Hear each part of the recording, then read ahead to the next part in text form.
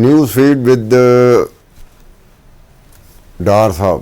اب ڈار صاحب کا مسئلہ یہ ہے کہ ڈار صاحب کا یہ شو ہے لیکن کرنا مجھے پڑ رہا ہے. ڈار صاحب کی طبیعت ناسازی کی وجہ سے وہ اویلیبل نہیں ہے. تو موقع کی مناسبت سے کچھ واقعات ہوئے ہیں. واقعات میں ایک سب سے بڑا واقعہ جو کہ صدمہ ہوا ہوگا عمران خان صاحب کو، وہ ہے شہباز شریف صاحب اور ان کے جو صاحبزادے ہیں حمزہ شہباز شریف صاحب. وہ دونوں منی لانڈرنگ کیس سے بری ہو گئے ہیں. اب عمران خان صاحب تو پہلے دن سے کہہ رہے ہیں کہ جناب این آر او ہوا ہے، یہ آئیں گے، یہ نیب کے ساتھ معاملات کریں گے، نیب کو مفلوج کریں گے اور پھر ان کا این آر او ہے یہ احتساب سے بچتے رہیں گے. تو غالباً اس کے لیے ان کے لیے یہ کافی صدمے والی بات ہوگی. کبھی نہ کبھی اس کا اظہار کریں گے، کر بھی چکے ہوں گے لیکن کرتے رہیں گے. ساتھ ساتھ یہ ہے کہ آنے والے دنوں میں بلدیاتی انتخابات، ایک مرتبہ پھر وہ جو سیاسی طور پہ جو گہما گہمی ہے جس کا عمران خان کو زیادہ فائدہ ہو رہا ہے حکومتی جماعتوں کی نسبت، وہ پھر منڈلا رہے ہیں. پھر وہ جو جلسے جلوس کا جو اس ایک وقت میں سب سے زیادہ فائدہ اٹھایا جا رہا ہے تو عمران خان صاحب اٹھا رہے ہیں، جبکہ حکومتی جماعتوں کا جلسے جلوس سے کوئی تعلق فی الحال اس ایک وقت میں کوئی تعلق نظر نہیں آتا. نہ ان کو کرنا بھی نہیں چاہیے. صدمے میں وہ نہیں ہیں، صدمے میں عمران خان صاحب ہیں جن کی حکومت ختم ہو گئی.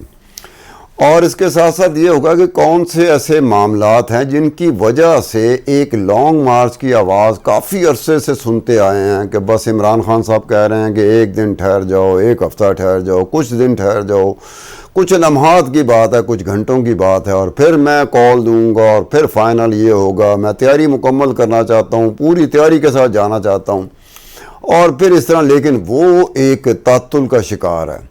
اب وہ ایک ایسی چیز ہے جس میں لگتا ہے کہ اگر عمران خان کو سیاسی طور پہ کوئی نقصان ہوا تو شاید یہ تعطل کی وجہ سے لانگ مارچ، کیونکہ لانگ مارچ کو وہ کال آف نہیں کر سکتے. لانگ مارچ کا وہ وعدہ کر چکے ہیں اپنے چاہنے والوں سے اور اپنے چاہنے والوں کی وہ ورتھ بھی دیکھنا چاہتے ہیں کہ واقعی جب فائنل مومنٹس ہوں گے اور جب ٹاکرا ہوگا فورسز کے ساتھ، لا انفورسمنٹ ایجنسیز کے ساتھ، تو کیا یہ سڑک پر دھرنے پر کھڑے رہیں گے یا نہیں رہیں گے. عمران خان صاحب کو یہ صدمہ لگ رہا ہے کہ یہی ان کا ایک خدشہ ہے کہ پہلے میں چیک تو کر لوں کہ میرے ساتھ جو لوگ جائیں گے یہ کھڑے بھی رہ پائیں گے کہ نہیں رہ پائیں گے، کیونکہ وہاں پہ پھولوں کی برسات نہیں ہوگی، وہاں پہ آنسو گیس شیلنگ بھی ہوگی، لاٹھی چارج بھی ہوگا، پھر پتہ نہیں کیا کچھ ہوگا. تو اس کے لیے کیا عمران خان کے سپورٹر تیار ہیں؟ یہ اب ایک ٹیسٹ کیس ہے، ایک لٹمٹ ٹیسٹ ہے جس کا پتہ چل جائے گا کہ واقعی وہ سڑک پہ کھڑے ہونے والے اور ساتھ رہنے والے، دشوار ترین راستوں میں ساتھ رہنے والے اور دشوار ترین جو لمحات ہوں گے اس میں ساتھ رہنا، یہ ایک وقت ہی بتائے گا.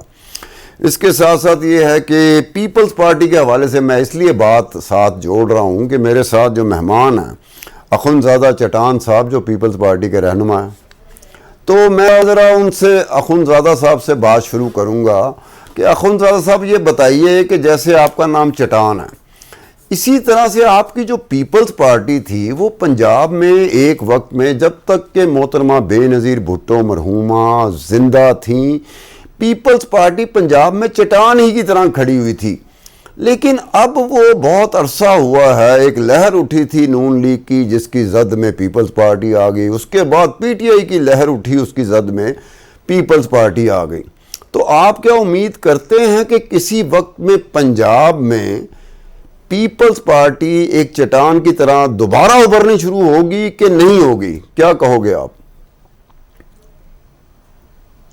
بسم اللہ الرحمن الرحیم. دیکھیے جی، پاکستان پیپلز پارٹی اپنی نظریات پہ کڑی ہے، اپنی اصولوں پہ کڑی ہے. سیاست میں اپ ڈاؤن آ جاتا ہے. ہمارے شہداء نے قوم کے ساتھ جو وعدے کیے تھے ہم اس کو پورا کر رہے ہیں اور اس کے لیے ہمیں جو بھی کاسٹ دینا پڑے گا اس کے لیے ہم تیار ہیں. ہمارے منشور میں لکھا ہے کہ اسلام ہمارا دین ہے، تو دین کے نیچے جو پھر کچھ لکھا ہے وہ کیا لکھا ہے کہ جمہوریت ہماری سیاست ہے.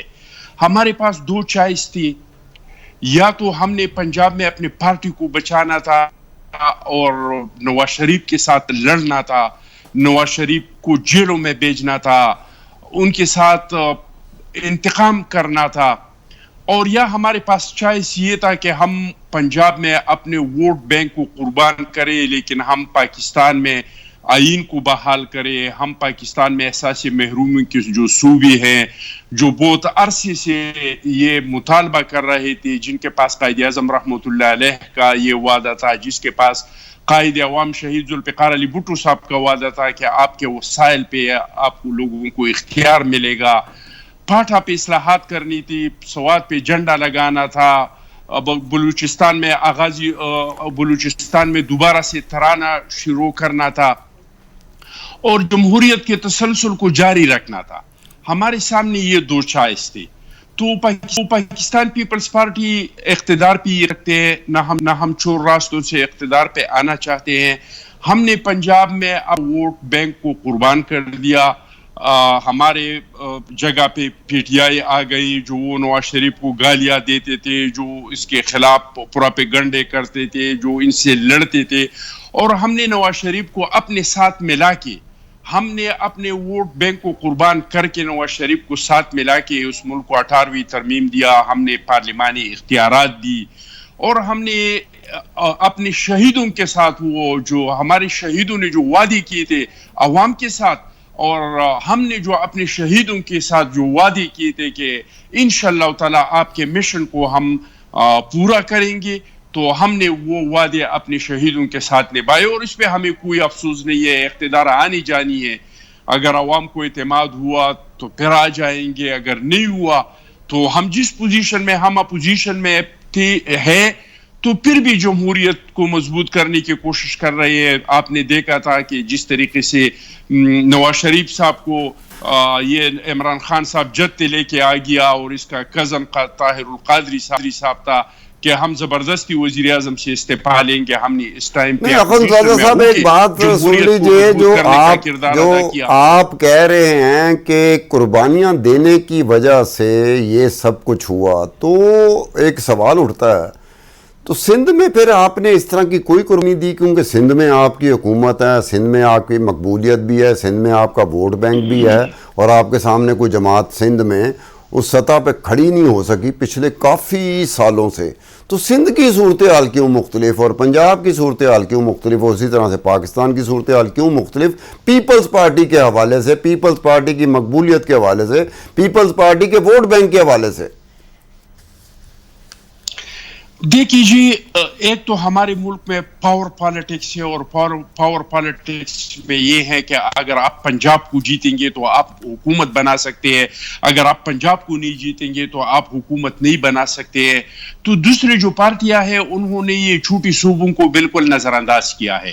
آپ نظر دوڑائے سین کی سیاست پہ، وہاں پہ آپ کو پی ٹی آئی جو ملک کے بڑے بڑے پارٹیاں ہیں، وہاں پہ مسلم لیگ کا نہ ڈسٹرکٹ لیول پہ، نہ ڈویژنل لیول پہ، نہ صوبے کے لیول پہ آپ کو اس کا کوئی تنظیمی ڈھانچہ سٹرکچر نظر نہیں آئے گا۔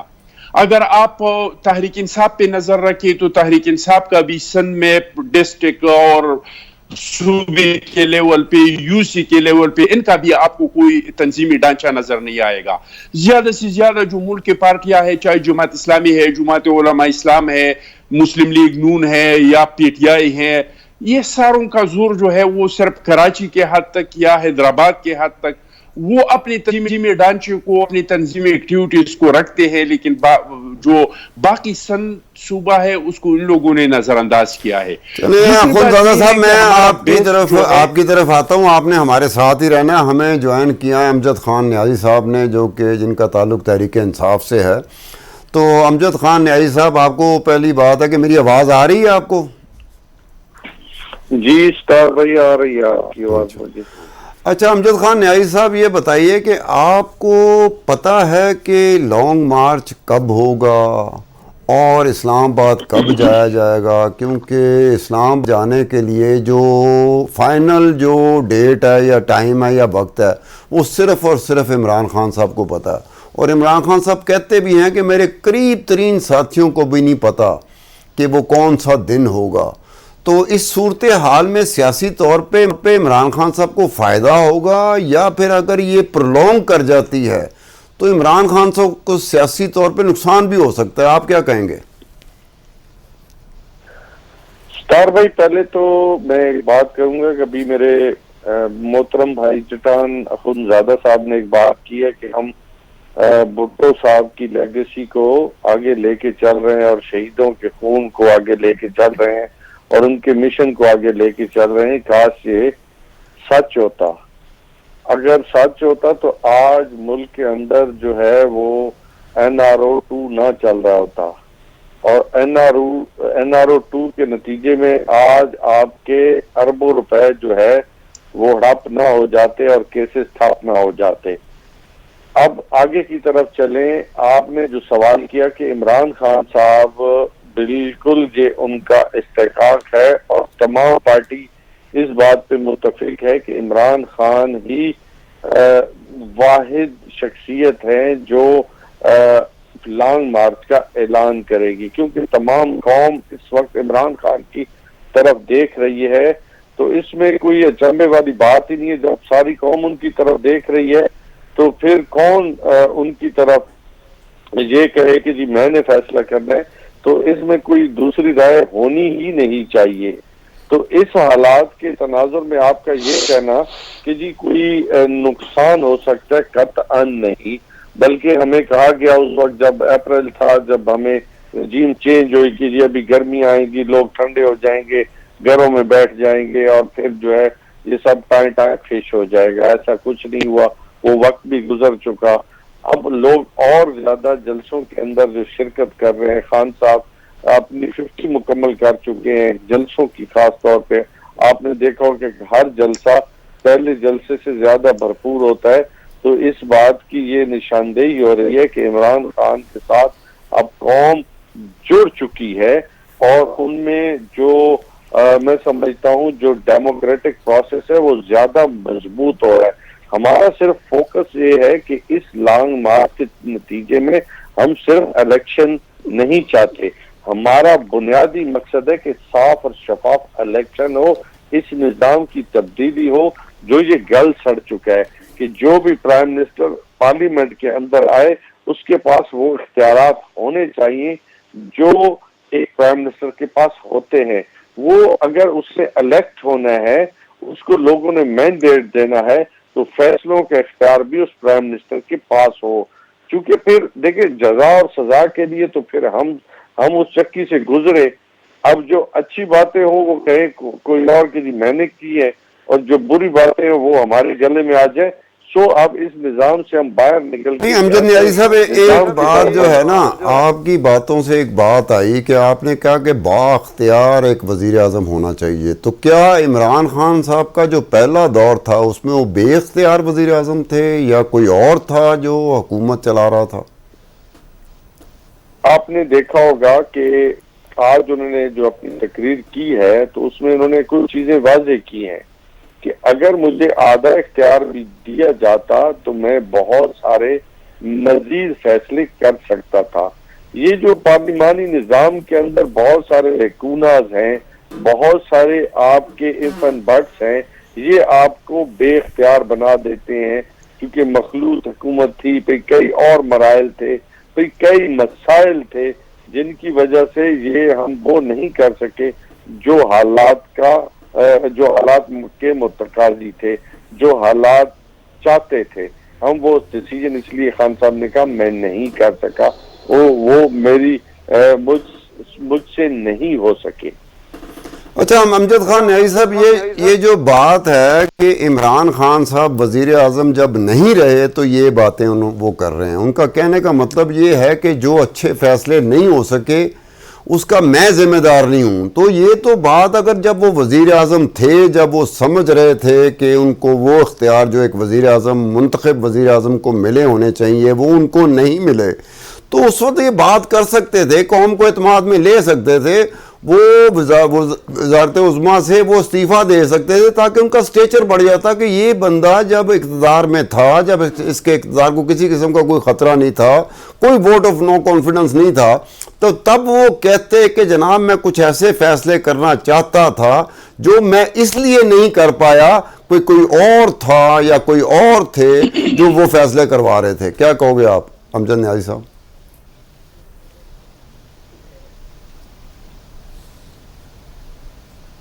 3.5 سال کا ادوار دیکھیں یا پچھلے یہ 5-6 مہینوں کا ادوار دیکھیں، خان صاحب نے کوئی بھی قوم کے سامنے ایسی بات نہیں چھپائی، اور بلکہ وہ مسلسل چیزیں سامنے قوم کے رکھ رہے ہیں، اور میں سمجھتا ہوں کہ بہتر جج ہیں عوام، وہ سمجھ بھی رہی ہے اور ان کو یہ بھی پتا ہے کہ کیا مسائل اور کن مراحل سے عمران خان گزرا ہے. اور یہ آپ سوال تو کر سکتے ہیں کہ اس وقت کیوں، لیکن اگر یہ جواب اگر عوام سے پوچھا جائے تو وہ آپ کو بہت بہتر جواب بھی دیں گے کہ عمران خان نے کیا کہا ہے اور عمران خان کن مسائل سے دوچار رہا ہے. نہیں جی، امجد نیائی صاحب ہمارے ساتھ اخوندزادہ صاحب بھی ہیں، جو آپ کہہ رہے تھے کہ آپ کے سیاسی طور پر مخالف ضرور ہیں لیکن آپ ہی کی طرح کے سیاستدان ہیں، ان کا تعلق کسی اور جماعت سے ہے. تو اخوندزادہ صاحب کی طرف میں چلتا ہوں. اخوندزادہ صاحب یہ بتائیں کہ آپ کی جماعت جو پیپلز پارٹی تھی، جو ذوالفقار علی بھٹو کے دور کی تھی، جو بے نظیر بھٹو مرحومہ کے دور کی تھی، وہ جماعت تو ایک اسٹیٹ پاور اس جماعت میں تھی. وہ الگ بات ہے کہ وہ اقتدار میں نہیں آ سکے. وہ 77 میں ان کی حکومت ختم ہوئی، پھر 88 میں ان کی حکومت آئی، 11 سال لگ گئے تھے. وہ جد و جہد کر رہے تھے کیونکہ ذوالفقار علی بھٹو اور بے نظیر بھٹو مرحومہ تھی. اب وہ آپ دیکھیں کہ آپ کے پاس وہ اسٹیٹ پاور تو شاید کسی ایک جماعت کے پاس وہ اسٹیٹ پاور نہ ہو جو پیپلز پارٹی کے پاس تھی، لیکن اسٹیٹ پاور ہونے کے باوجود بھی اقتدار میں نہیں آ سکے. تو اب کیا کہیں گے؟ مجھے ایسے لگتا ہے کہ شاید آپ کے پاس بھی وہ اسٹیٹ پاور اب نہیں رہی، کیونکہ آپ کے پاس کوئی بھٹو نہیں ہے.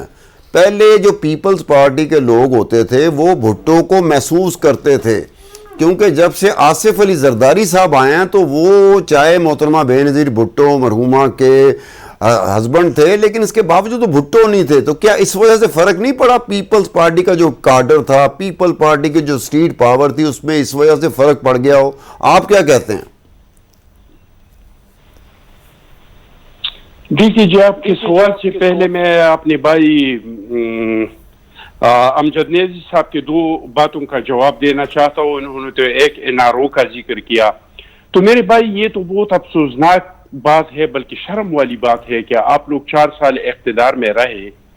آپ لوگوں نے جتنے الزامات لگائے تھے، آپ لوگوں نے لوگوں کو گرفتار کر کے 90 دن ریمانڈ پہ رکھ کے 2 سال تک جیلوں میں ڈال دیے، اور ایک بندے پہ ایک ٹھکے کا ثابت نہیں کیا. اور پھر عدالتوں نے جو ضمانتی دی تو وہ جج صاحبان، معزز جج صاحبان جو ہمارے ہائی کورٹ اور سپریم کورٹ کے، میں بات کو لمبا نہیں کرنا چاہتا ہوں کہ انہوں نے کیا لکھا کہ یہ لوگ کیوں پکڑے گئے تھے، کیسے پکڑے گئے تھے، کیوں پکڑے گئے تھے. میں تو سمجھتا ہوں کہ NRO تو وہ تھا جو جاوید چودھری صاحب نے ایک کالم لکھا تھا، جو نیب چیئرمین نے بلا کے ان سے لکھوایا تھا، اور پھر نیب چیئرمین نے ایک پریس کانفرنس کیا اور انہوں نے اپنے پریس کانفرنس میں کہا کہ مجھ پہ دباؤ ہے کہ زلفی بخاری کے کیس کو ختم کرے، مجھ پہ دباؤ ہے کہ پردوسا شقاوان کا کیس ختم کرے، ہیلی کاپٹر کیس کو ختم کرے. پھر ہم نے دیکھ لیا، وہ خود کہہ رہا تھا کہ پرویز خٹک تو جانے ہی جانے والا ہے، لیکن مجھے ان کی صحت کا جو ہے خیال رکھنا ہے کہ ایسے نہیں کہ اس کو کچھ ہو جائے. پھر ہم نے دیکھ لیا کہ وہ سارے کیسز ختم ہو گئے. علیم آبادی سے کسی نے نہیں پوچھا کہ یہ 162 ارب کے اثاثے جو آپ نے بنائے ہیں یہ کہاں سے آپ نے بنائے ہیں. دوسرے، آپ نے اختیارات کی بات کی کہ وزیر اعظم کے پاس اختیارات، جو انگلی کی اشارے پہ اقتدار میں آ جاتے ہیں، ان کے پاس کوئی اختیار نہیں ہوتا ہے، وہ کوئی اختیار نہیں چلا سکتا ہے. لیکن اگر عوام کے ووٹ کے ذریعے آ جاتے ہیں تو پھر وہ بڑے بڑے فیصلے کرتے ہیں. اور 18ویں ترمیم آپ کے سامنے ہے، صوبائی حقوق آپ کے سامنے ہے. اور گیلانی صاحب کے وہ بات سب کو یاد ہوگا کہ انہوں نے اسمبلی میں کہا کہ مجھے اسٹیٹ کے اندر اسٹیٹ پسند نہیں ہے. تو جو عوام کے ووٹ سے آ جاتے ہیں تو پھر عمران خان صاحب کو چاہیے، کیونکہ عمران خان صاحب کا مطالبہ آج بھی یہ ہے، ہمارا کوشش یہ ہے، ہمارا جدوجہد یہ ہے کہ ادارے نیوٹرل ہو. ہم خود آپس میں الیکشن لڑے، خود ہم آپس میں فیصلے کرے. لیکن عمران خان صاحب کا آج بھی مطالبہ یہ ہے کہ نیوٹرل تو جانور ہوتے ہیں. آپ کو چاہیے کہ آپ مجھے لیکن اخندزادہ صاحب یہ ایک بات جو ہے آپ کی جو بات کر رہے ہیں نا نیوٹرل کے حوالے سے، تو جو تھرڈ پارٹی ہوتی ہے جس کا کسی جماعت سے کوئی تعلق نہیں ہوتا، وہ آپ بھی بیٹھے ہوئے ہیں، امجد نیازی صاحب بھی ہیں، وہ اگر دیکھا جائے تو اس وقت حکومت میں جو جماعت ہے اور اپوزیشن میں وہ جماعت ہے جس کی 4 جگہوں پہ حکومت ہے لیکن وہ پھر بھی اپوزیشن میں ہے، دیکھا جائے تو اسی نیوٹرل جس نیوٹرل کی ہم بات کر رہے ہیں، دونوں جماعتوں کی طرف سے انہی سے امیدیں وابستہ کر کے بیٹھے ہوئے ہیں۔ عمران خان کے پاس اس وقت جلسوں میں جلوسوں میں لوگ آتے ہیں، لیکن اس کے باوجود عمران خان صاحب امید لگا کے بیٹھے ہوئے ہیں کہ وہ جو نیوٹرل ہیں وہ کچھ نہ کچھ کریں گے۔ اسی طرح سے آپ کا حساب ہے کہ آپ حکومت میں ہوتے ہوئے، وفاقی سطح پہ حکومت میں ہوتے ہوئے، آپ بھی امیدیں اسی نیوٹرل سے لگا کے بیٹھے ہوئے ہیں۔ آپ دونوں میں تو اس معاملے میں کوئی فرق ہی نہیں رہا۔ فرق ہے عبدالستار صاحب، فرق ہے۔ ہمارا ان لوگوں سے امید یہ ہے کہ آپ لوگوں نے تجربات کی، آپ لوگوں نے ڈکٹیٹرشپ کا تجربہ کیا، آپ لوگوں نے ٹیکنوکریٹس کا تجربہ کیا، اس بار آپ لوگوں نے ہائیبریڈ کا تجربہ کیا۔ آپ لوگوں کو پتہ چل گیا ہوگا کہ آپ لوگ اس طرح کے تجربات کرتے ہیں تو اس کو ریاست کو کیا کاسٹ دینا پڑتا ہے۔ تو ہم نے یہ امید لگا کے رکھا ہے کہ اب وہ لوگ جو کہہ رہے ہیں کہ نیوٹرل ہو جائے، یا آرمی چیف نے کاکول میں جس طرح کا تقریر کیا کہ ہمیں آئین کا اور ہمیں جمہوریت کا، اور تو ہمارا مطالبہ یہ ہے، عمران خان صاحب کا مطالبہ یہ ہے، اور وہ یہ امید لگا کے بیٹا ہے کہ پہلے آپ لوگوں نے جس طرح کی مجھے گود میں لیا اور جس طرح کے آپ لوگوں نے ہمیں اقتدار میں لایا، آپ لوگ دوبارہ آ کے اس طرح کے ہمیں اقتدار میں آئے۔ ہمارا پاکستان پیپلز پارٹی کا اگر امید ہے تو وہ اس ملک کے عوام سے ہیں، اور ہم سمجھتے ہیں ہمارا منشور کا حصہ یہ بھی ہے، تیسرے نمبر پہ جو لکھا ہے کہ طاقت کا سرچشمہ عوام ہے۔ ہم اس ملک کے خدادات میں طاقت کا سرچشمہ عوام کو سمجھتے ہیں، اور ہمارا جدوجہد یہ ہے کہ اس ملک کے فیصلے، اس ملک کی تقدیر کے فیصلے عوام کرے۔ مجھے پھر جانا پڑے گا امجد نیازی صاحب کی طرف کہ امجد نیازی صاحب یہ بتائیے گا، میں آپ کے سوال پہ آ جاؤ جی، یہ تو میں نے آپ کا سوال کنٹینیو کریں پوچھا تھا۔ دیکھیں جی، ہمارے پاس اب بھی سٹریٹ پاور ہے۔ آپ نے دیکھ لیا کہ بلاول صاحب کراچی سے نکلا، ہمارے ورکر اور بلاول صاحب خود 10-12 دن سفر کر کے اور اسلام آباد پہنچ گئے۔ اس کے بنسبت آپ نے عمران خان صاحب کے لانگ مارچ کو دیکھ لیا کہ انہوں نے پشاور میں ہیلی کاپٹر میں سوار ہو کے اسلام آباد کے قریب ہیلی کاپٹر سے اتر گیا، اور پھر جاتے جاتے انہوں نے کہا کہ میں 6 دن بعد آ رہا ہوں۔ وہ 6 دن ہے اور آج کا دن ہے، تاریخ پہ تاریخ دے رہے ہیں، لیکن ابھی تک نہ آیا ہے نہ آ سکتے ہیں، کیونکہ ان کو پتا ہے کہ یہ 10-12 ہزار سے زیادہ لوگ نہیں لا سکتے۔ ان کے جلسوں میں اگر یہ گانے بجانے نظمیں ہو، شاید میں پیپلز پارٹی کا جانا پہچانا نہیں ہوتا تو میں بھی ان جلسوں میں جاتا۔ جلسوں میں جانا اور چیز ہے۔ اخندزادہ صاحب، یہ میں نے ایک چھوٹی سی بریک رونا شروع کر دیا، میں ایک چھوٹی سی بریک لے رہا ہوں، شروع کر دیا، یہ نہیں کر سکتے۔ میں نے ایک چھوٹی سی بریک لینی ہے، لیکن پہلی مرتبہ موسیقی کو، میں کہہ رہا ہوں موسیقی کو سیاست میں لانے والے ذوالفقار علی بھٹو تھے، اور یہ اچھی بات ہوتی ہے، بہت سارے ممالک میں یہ ہوتا ہے کہ سیاست میں موسیقی کسی نہ کسی طریقے سے آ جاتی ہے۔ بہرحال ایک مجھے چھوٹی سی بریک لینی پڑی، بریک لینے کے بعد پھر آپ سے گفتگو جاری رہے گی۔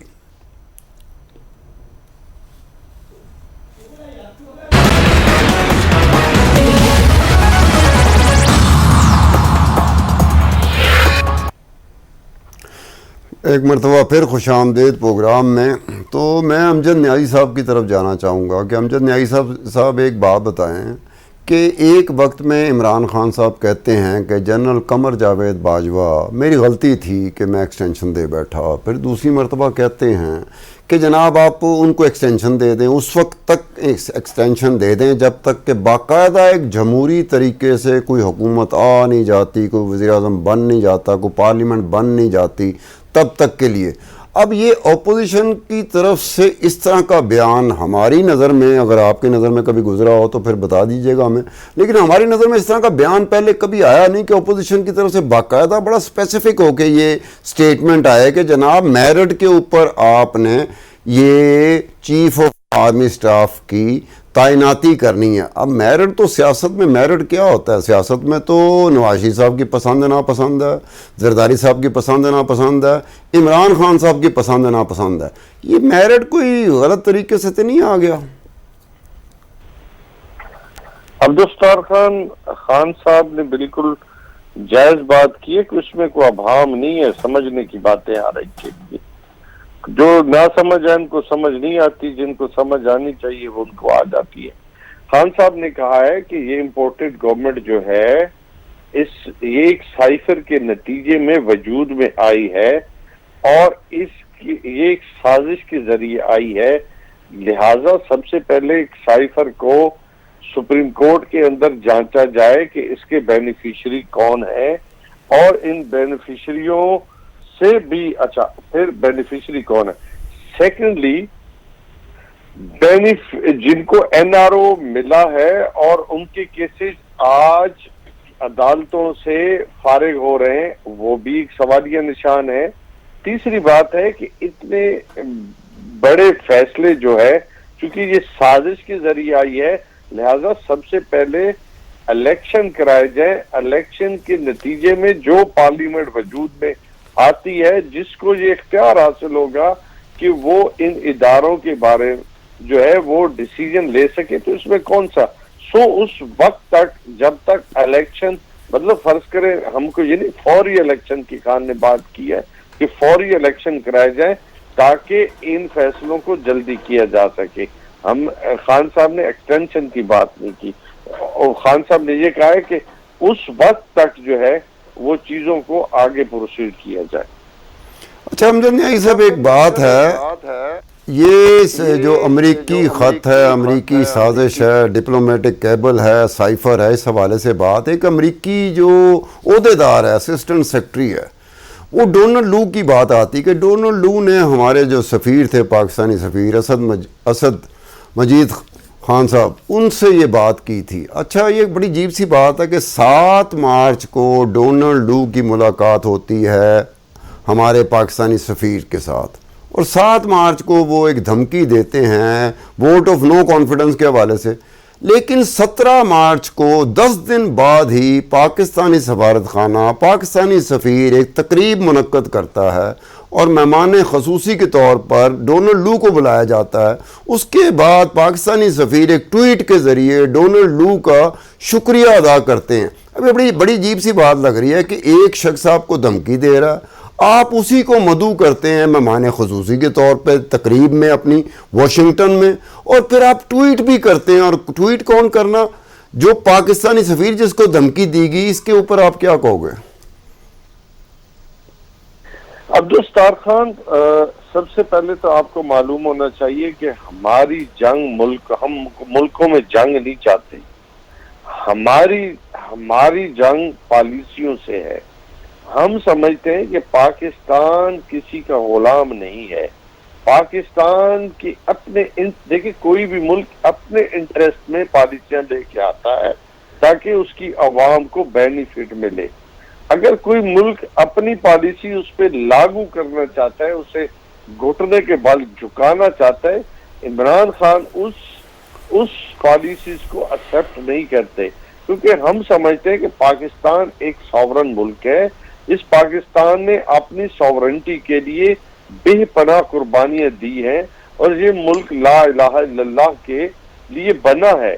تو ہم کیسے ملک کو مان لیں اس کی پالیسیز کو کہ وہ ہمیں ڈکٹیٹ کرے کہ کیا بہتر ہے اور کیا بہتر نہیں, بلکہ یہ بہتر پاکستان کی عوام کو کرنا چاہیے کہ انہیں اپنے انٹرسٹ کس میں نظر آتے ہیں وہ فیصلے کریں. تو آپ جب فیصلے آپ ان کی من مرضی کے نہیں کہتے تو وہ آپ کو ڈکٹیٹ کیا گیا, اس ڈکٹیٹ کے نتیجے میں ملک کے اندر چینج آئی. تو اس کو چونکہ اس وقت پاکستان کے اندر کانفرنس ہو رہی تھی, تو اس کانفرنس کو ہم نہیں چاہتے تھے کہ سیبوٹاج جو پاکستان کی وہاں پہ ہماری عزت اور وقار کا بھی ایشو تھا. اداروں نے کہا کہ ابھی اس مسئلے کو بعد میں اٹھائیں جب یہ کانفرنس ختم ہو جائے. جیسے ہی کانفرنس ختم ہوئی, آپ کو یاد ہوگا خان صاحب نے فوری طور پہ اس چیز کو پبلک میں لانا شروع کر دیا. نہیں امجد نیازی صاحب، جو میں بات کر رہا ہوں نا آپ سے، وہ ہے امریکہ میں واشنگٹن میں ایک تقریب جو پاکستانی سفارت خانہ، جو خواتین ہماری ہیں جو ویسٹ میں ہیں، امریکہ میں ہیں، کامیاب خواتین، سکسیسفل وومنز، ان کے حوالے سے ایک تقریب ہوئی تھی. وہ 17 مارچ کو ہوئی تھی، جس میں مہمان خصوصی کے طور پر ڈونلڈ لو کو بلایا گیا تھا، اور جیکسن لی ایک امریکن کانگریس وومن ہیں، ان کو 2 بندوں کو بلایا گیا تھا، اور اس کے بعد باقاعدہ شکریہ ادا کیا گیا تھا. میں اس لیے کہہ رہا ہوں کہ ایک بڑی عجیب سی بات لگتی کہ ایک شخص آپ کو دھمکیاں دے رہا ہے، آپ نے اس کے آنے والے وقت میں 27 مارچ کو جا کے عمران خان صاحب کسی جلسے میں اس کا نام بھی لیتے ہیں، اور پھر اس کے بعد دیکھیں 7 مارچ کو اس نے دھمکی دی ہے، 17 مارچ کو آپ اس کو اپنی تقریب میں بلا رہے ہیں. اور تقریب تو وہ تقریب وہ نہیں تھی جس کانفرنس کی آپ بات کر رہے ہیں، وہ کانفرنس اور تھی، تقریب اور تھی. تقریب میں آپ بلا رہے ہیں، پھر شکریہ بھی آپ ٹویٹ کے ذریعے ادا کر رہے ہیں ڈونلڈ لو کا. میں اس کی بات کر رہا تھا، اس کے اوپر آپ سے جاننا چاہوں گا کہ یہ کس طرح کا ایک تضاد نہیں لگتا؟ جی آپ میری بات کو سمجھ نہیں سکے. میں نے کہا کہ ہمارا جھگڑا ملکوں کے ساتھ نہیں ہے، کیونکہ وہ ایک ملک کو ریپرزینٹ کر رہے تھے اور اس کی ریپرزینٹیٹو کے حوالے سے انہوں نے شرکت کی. ہم نے اس ملک کو شخصیت کا شکریہ ادا نہیں کیا اس وقت کے سفیر نے امریکہ میں، بلکہ انہوں نے اپنے اس ملک کا شکریہ ادا کیا، کوئی شخصیت کا نہیں تھا. اس میں کوئی اباؤں والی بات نہیں. میں نے تو آپ کی بات کا جواب دے دیا کہ ہم کسی چلیں اخوندزادہ صاحب کی طرف چلتے ہیں، چٹان صاحب کی طرف چلتے ہیں. اب چٹان صاحب، آپ محسوس کر رہے ہیں کہ عوامی طور پر جس ایک طاقت کی ضرورت ہوتی ہے، کوئی بھی سیاسی جماعت ہو یا اتحادی، مختلف سیاسی جماعتوں کی اتحادی حکومت ہو، اس کو ضرورت ہوتی ہے عوامی تائید کی. آپ سمجھتے ہیں کہ عوامی تائید میں فرق پڑ چکا ہوا ہے پچھلے 6 مہینوں میں، کہ مسلم لیگ نون کے پاس اور پیپلز پارٹی کے پاس سندھ کی حد تک اور باقی جو جماعتیں ساتھ شامل ہیں، ان کی عوامی تائید میں فرق آیا ہے، کمی ہوئی ہے؟ کیا آپ سمجھتے ہیں، یا پھر ہماری آنکھوں کا کوئی دھوکہ ہے؟ دیکھیے جی، سب سے پہلے تو آپ سے ریکویسٹ یہ ہے کہ اپنی پی سی آر سے کہے کہ اگر اس کو تکلیف نہیں ہو تو یہ آواز تھوڑا سا بڑھائے. میں بہت مشکل سے آپ کو سنتا ہوں، اور آپ کی بات پی سی آر والوں سے پھر میں بھی ریکویسٹ کروں گا مشکل سے سمجھتا ہوں، وہ ذرا آواز کا دھیان رکھیں. دوسری بات یہ جو آپ نے سوال پوچھا، تو ظاہری بات ہے کہ کافی فرق آیا ہے مسلم لیگ میں بھی، اور پی ڈی ایم کی جتنی جماعتیں تھے وہ سب کے پاپولیرٹی میں بہت فرق آیا ہے. اور یہ کوئی اس طرح کی بات نہیں ہے کہ ہمیں نہیں پتا تھا کہ یہ فرق آئے گا. ہمیں یہ اندازہ تھا کہ اگر 1 سال ہم اور پی ٹی آئی کو ٹائم دیتے ہیں تو ایسا ٹائم پی ٹی آئی پہ آنے والا ہے کہ یہ لوگ گھروں سے باہر نہیں نکل سکیں گے، اور نہ گھروں میں عوام کے دباؤ کی وجہ سے رہ سکیں گے. یہ ہمیں اندازہ تھا. ہمیں یہ بھی اندازہ تھا کہ ایسے حالات میں جو انہوں نے ملک کو بالکل ریڈ لائن پہ پہنچایا ہے، اس ٹائم پہ ہم اقتدار میں آئیں گے تو ہم بہت سخت فیصلے کریں گے، اور اس سخت فیصلوں کا اثر ہم پہ آئے گا، میڈیا کی طرف سے بھی آئے گا، عوام کی طرف سے بھی آئے گا. یہ ہمیں سب کو اندازہ بھی تھا، ہمیں ان کا پتہ بھی تھا. لیکن ایک طرف ریاست پاکستان تھا، دوسری طرف اقتدار تھا. تو اگر ملک ہے تو ہم ہے، اگر ملک ہے تو سیاست ہے، اگر ملک خدا نخواستہ نہیں ہے تو پھر اس سیاست کا کیا فائدہ، پھر اس اقتدار کا کیا فائدہ. ہم بہت حالات چلیں اخوندزادہ صاحب، ایک بات وہی ہے، ہمارا جو وقت ہوتا ہے شو کا، وہ بھی ایک وقت تعین ہوتا ہے. جب وہ وقت ختم ہو جائے تو ہم آپ جیسی شخصیات کا، امجد نیازی جیسی شخصیات کا شکریہ ادا کرتے ہیں کہ انہوں نے گوناگون مصروفیات سے وقت نکالا اور ہمیں ٹائم دیا. آپ دونوں کا میں شکریہ ادا کرتا ہوں. تو ہمارے ہاں یہ جو گفتگو ہے یہ غالباً موسٹ پروبلی چلتی رہے گی جب تک کہ کوئی فیصلہ کن مرحلہ آ نہیں جاتا، جب تک کہ کوئی فیصلہ آ نہیں جاتا. اور اس مرتبہ پھر ایک خاص وقت میں جا کے پھر عوام کی طرف سے آواز ہو یا عوام کا ووٹ ہو یا کچھ اور ہو، یہ پھر ایک وقت میں عوام کی طرف بات جا رہی ہے. عوام جو فیصلہ کرے گی، میں ہوں یا کوئی اور ہو، ہم کیا کر سکتے ہیں؟ اگر عوام نے کسی ایک طرف فیصلہ کر دیا، ہمیں تو اس فیصلے کو ماننا پڑے گا. اس کے ساتھ ہی عبدالستار خان کو اجازت دیجیے. خدا حافظ.